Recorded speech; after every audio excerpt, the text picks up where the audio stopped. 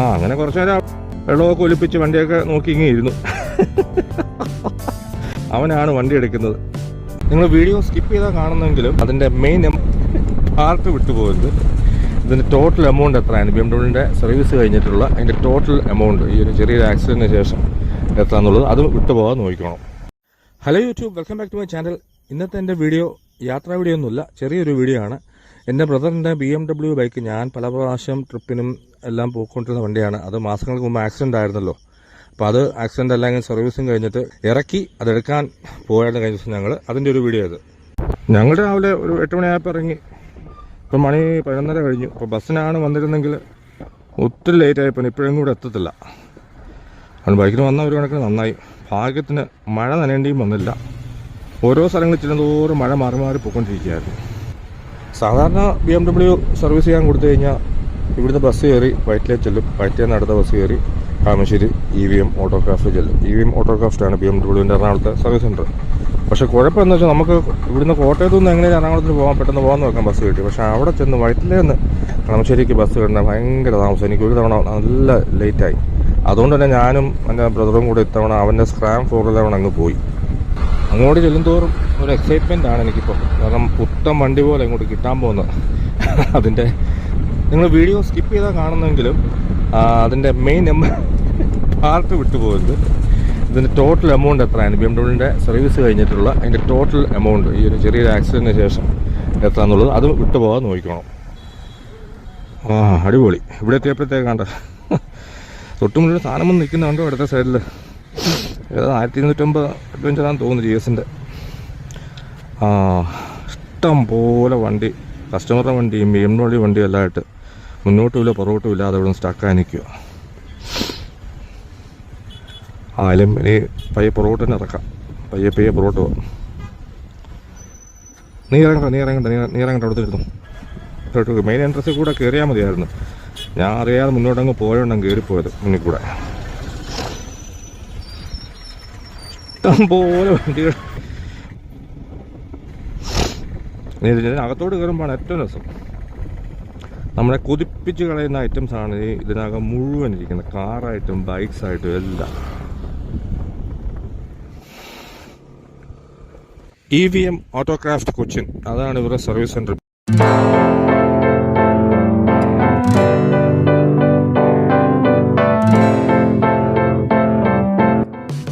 ബില്ലിങ്ങിന് കുറച്ച് സമയം എടുക്കുന്നതിന് ഇവിടെ റെസ്റ്റ് എടുത്തുകൊണ്ടിരിക്കുക. അപ്പം ആ ഉള്ള സമയത്ത് ഇവിടെ ഇരുന്ന സകലമായ വണ്ടികളും കൺകൂട്ട് കണ്ട് വെള്ളമിറക്കി ഇങ്ങനെ ഇരിക്കുകയാണ്. അങ്ങനെ കുറച്ച് നേരം വെള്ളമൊക്കെ ഒലിപ്പിച്ച് വണ്ടിയൊക്കെ നോക്കി ഇങ്ങനെ ഇരുന്നു. എന്നിട്ട് ഇനി ഞങ്ങളിപ്പോൾ തിരിച്ചു പോവാം. അവനാണ് വണ്ടി എടുക്കുന്നത്. ഇപ്പം അവൻ്റെ പ്രിയപ്പെട്ട വണ്ടിയാണല്ലോ, അവൻ്റെ സ്വന്തം വണ്ടിയാണല്ലോ. അല്ല എനിക്ക് പറയാറ് ഞാൻ ഓടിക്കാവുന്നു. അവന് ഭയങ്കര ആഗ്രഹം എത്രയും പെട്ടെന്ന് വണ്ടി ഓടിക്കണം. അതിന് അവനാണ് ഇനി ഓടിക്കുന്നത് ഇവിടുന്ന് കോട്ടയം വരെ. ഞാനിനി പുറകെ അവൻ്റെ തന്നെ സ്ക്രാമിൽ ഞാൻ പുറകെ പോകണം. സർവീസ് ചെയ്ത് ഇന്നലെ കിട്ടി. അപ്പോൾ ഇനി ഈ വണ്ടി ഒന്ന് ഓടിച്ച് നോക്കണം. എനിക്ക് ഇന്നലെ ഓടിക്കാൻ പറ്റില്ല, കാരണം അവനാണ് അവിടുന്ന് ഇവിടം വരെ ഓടിച്ചത്. വണ്ടി എറണാകുളത്ത് നിന്ന് കോട്ടയം വരെ അവനാണ് ഓടിച്ചത്. അപ്പോൾ എനിക്കിന്ന് ഫുള്ളൊന്ന് കറങ്ങണം.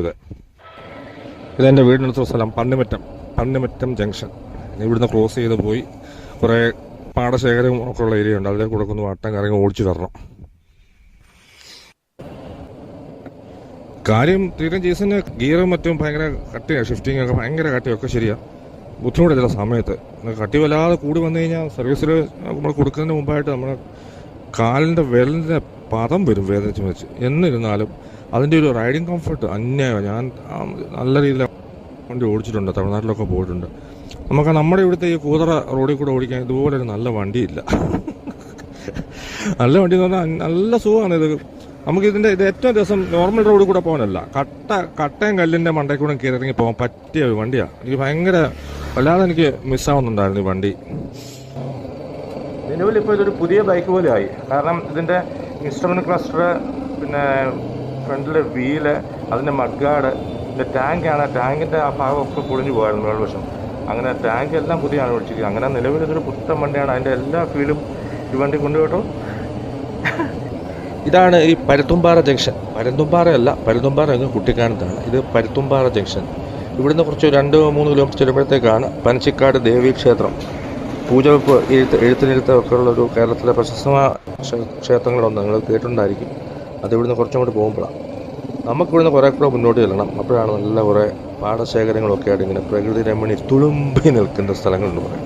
നമുക്ക് അവിടെ പോയി ബാക്കി കാര്യങ്ങൾ പറയാം.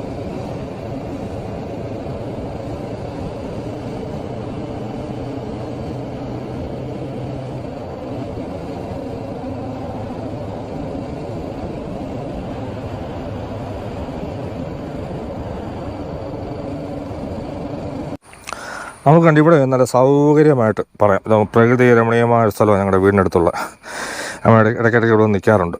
ഞാൻ പറഞ്ഞായിരുന്നു ടാങ്കിൻ്റെ മണ്ടവശം പൊളിഞ്ഞിരിക്കുകയായിരുന്നു, അത് മാറ്റി. അപ്പോൾ അത് പുതിയത്.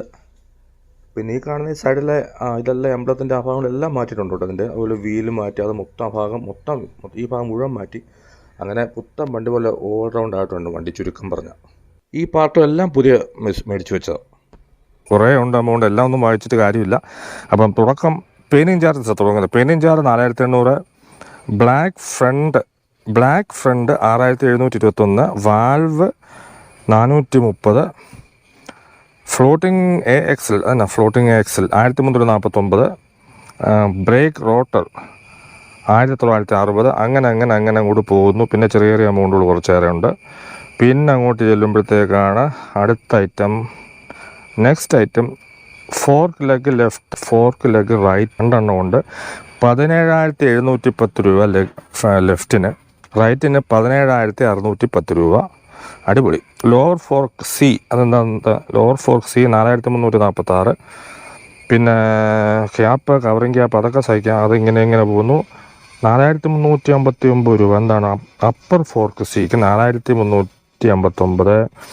പിന്നെ ഒരു 1,670 ഉള്ളത് ഹോൾഡർ ഫ്രണ്ട് LED ഹെഡ്ലൈറ്റ്, അതിന് 14,114 രൂപ. പിന്നെ ഫ്രണ്ട് പാനൽ 1,178. പിന്നെ കുറേ ചില്ലറ 298, 298, 313, 355. പിന്നെ ഒരു LED ടേൺ ഇൻഡിക്കേറ്റർ 5,432. പിന്നെ കുറച്ച് ചില്ലറകൾ, അത് കഴിഞ്ഞിട്ടില്ല, ഇനി കിടക്കുന്നേ ഉള്ളൂ. പിന്നെ കുറേയധികം ചില്ലറകളുണ്ട്. Tank cover B, tank cover B 3, tank cover B എന്താണെന്നറിയില്ല. Intake RS bad shoulder, decor front അവിടം വരെ വലിയ കുഴപ്പമില്ല. പിന്നുള്ളൂ ഫ്യൂവൽ ടാങ്ക് 5,287. റേഡിയേറ്ററിന് 3,444. പിന്നെ ഒരു 1000 ഉണ്ട്. പിന്നെ ഒരു ഹെവി എമൗണ്ട് കിടപ്പുണ്ടല്ലോ, ഇതന്നെ ഇൻസ്ട്രുമെൻറ്റ് ക്ലച്ചറോ അങ്ങനെ ഒരു സാധനം ഉണ്ടല്ലോ, അതിന് 14,417 രൂപ. പിന്നെ ഒരു 3,091. പിന്നെ കുറേയധികം ചില്ലറകളുണ്ട്. 1,231, 1,871. അങ്ങനെ വന്ന് നമുക്ക് അടുത്ത സെക്ഷനിലേക്ക് പോകാം. പിന്നുള്ളത് ഇതിന് 16 രൂപ, 1 രൂപ 7 പൈസ. LED turn indicator 5,432. പിന്നെ ഒരു 1,525, 314. പിന്നെ വരുന്നത് ടൂറൻസ് ടയർ 10,459 രൂപ. പിന്നെ ഒരു 258, 512. പിന്നെ labour without specification, maintenance and general instruction, അതിനെല്ലാം കൂടെ 8,956 രൂപ. ഇതെല്ലാം കൂടെ ടോട്ടൽ എമൗണ്ടും കഴിഞ്ഞ് GST total, SGST total, round of, അങ്ങനെ ടോട്ടൽ എമൗണ്ട് എന്ന് പറയുന്നത് 1,87,944 രൂപ. 1,87,944 ആയി ഈ വണ്ടി ഈ ഒരു ആക്സിഡൻറ്റിന് ശേഷം പുതുക്കി അങ്ങോട്ട് ഇറക്കിയപ്പോഴേക്കും. അതായത് നമുക്കൊരു R15 V4 പുത്തൻ്റെ ex showroom price, on road price അല്ല, എക്സ് ഷോറൂം പ്രൈസ്, എനിക്കൊന്ന് 1,85,000 വരും. ഇത് 1,87,000 ആയി ഇത് നന്നാക്കിയെടുത്തപ്പോൾ. അതായത് ഒരു ബൈക്കിൻ്റെ വില. അടിപൊളി. അപ്പോൾ അങ്ങനെ ഇരിക്കുന്ന ഇതിൻ്റെ നന്നാക്കി ഇറക്കിയപ്പോഴത്തെ അവസ്ഥ. ക്ലച്ചിന് ഇപ്പോഴും ആ പഴയ കട്ടിയൊക്കെ തന്നെ ഉണ്ട്. പിന്നെ നമ്മുടെ ഒരു പ്രത്യേക സ്പീഡിൽ ഓടിക്കുകയും അല്ലെ ആ സ്പീഡിൽ എന്തോ സംഭവം എനിക്ക് പറഞ്ഞാലേ അറിയില്ല. അത് നമ്മൾ തീരെ പയ്യെ പോകുന്ന സമയത്ത് ഇച്ചിരി പാടാണ് പലപ്പോഴും, നല്ല കട്ടിയാണ്. പക്ഷേ നമ്മൾ നല്ല മൂവിൽ പോയിക്കൊണ്ടിരിക്കുമ്പോൾ ഇവിടെ ക്ലച്ച് വീഴും. സോ ഇത് തീരെ സ്ലോ ഡൗൺ ആക്കുമ്പോഴത്തേക്കാണ് ചില സമയത്ത് നല്ല കട്ടിയാണ്. ഇത് കട്ടി കൂടി വരുന്ന പ്രശ്നം എന്ന് പറഞ്ഞാൽ, കട്ടി കൂടി വന്ന് കഴിയുമ്പോഴത്തേക്ക് നമുക്ക് നമ്മുടെ തള്ളവിരലിൽ ഭയങ്കരമായ വേദന എടുക്കും. ഗിയർ അപ്പ് ഷിഫ്റ്റിങ്ങിന് ഭയങ്കര വേദന എടുക്കും. അത് ഷൂ ഇട്ടെന്ന് പറഞ്ഞാൽ ബൂട്ട് ഇട്ടാലും ഒക്കെ നല്ല വേദനയാണ്. നല്ല വേദന ശരിക്കും അനുഭവിച്ചിട്ടുണ്ട് നേരത്തെ. അതിത് എന്താണെന്ന് എനിക്കറിയില്ല. അത് എനിക്ക് തോന്നുന്നു അഡ്വഞ്ചർ ബൈക്കിന് എല്ലാം ഉള്ളൊരു പ്രത്യേകം തോന്നുന്നു. ചവിട്ടിപ്പറിച്ചിടാനായിരിക്കും എൻ്റെ ഡിസൈൻ ചെയ്തിരിക്കുന്നത്. അല്ല പിന്നെ അങ്ങനെ വരുന്ന അങ്ങനെ അത്രയും കട്ടി. അപ്പോൾ അതെന്തായാലും ആട്ടെ. പക്ഷേ ഇതിൻ്റെ റൈഡിങ് പ്രഷർ, റൈഡിങ് കംഫർട്ട് എന്ന് പറയുന്നത് അന്യായമാണ് ഇത്തരം വണ്ടിക്ക്. നമ്മുടെ ഇവിടുത്തെ പീറ റോഡുകൾക്ക് പറ്റിയ വണ്ടിയാണ്.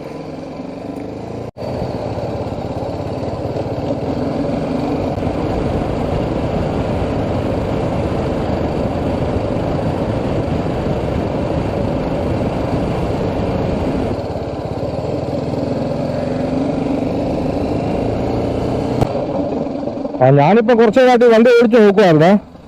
ഏതായാലും വണ്ടി പുത്തൻ പോലെ നല്ല കണ്ടീഷനാണ്, നല്ല പവറും നല്ല സ്മൂത്തും ഫീൽ ചെയ്യുന്നു, നല്ല രസമായിട്ട് നല്ല നമുക്കൊരു എന്നാ പറഞ്ഞേ നല്ല വൈബായിരിക്കും വഴി തന്നെ.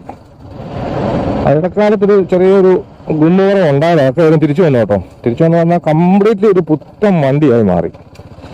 ഏതായാലും കുറേ നാളത്തേക്ക് നമുക്ക് ഒന്നും അറിയണ്ട.